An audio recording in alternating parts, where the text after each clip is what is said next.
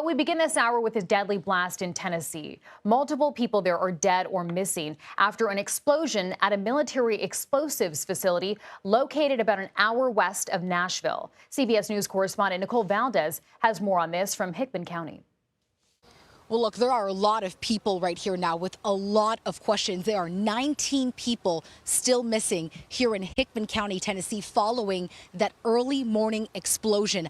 I've counted at least 24 people who are standing outside the office of Accurate Energetic Systems. This is where that explosion took place, waiting for news of their loved ones, of their family members. We know that this is a manufacturing company that does supply certain explosives to the military as well as the Department of Defense. Earlier this morning, the sheriff here in Hickman County, that's just about an hour southwest of Nashville, told us that one of their buildings went up in flames, and it's no longer there right now. His words earlier: this is one of the most devastating scenes that I've ever seen in my 36-year career. Now, we are still learning a bit more about this company, what they do, what they manufacture.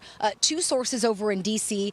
From Homeland Security officials tell us that early indications suggest this was not an act of terrorism, and the plant is in fact responsible for supplying multiple DoD systems as well as several explosives here. We do know some history about this facility. One is an OSHA violation that's looking back at 2019. They were fined more than $7,000 on 3 separate violations, and there was a similar explosion somewhere on this campus back in 2014. It may not be the exact building that this took place at today, but of course, these are all things that are likely fueling many of the questions as these loved ones sit around this parking lot and wait for any news of their family, their friends, this small community here. A lot of people telling us they were able to hear that explosion several miles away. We're still trying to get some better images of what that building looks like right now. But the sheriff earlier telling us there really is nothing left to describe.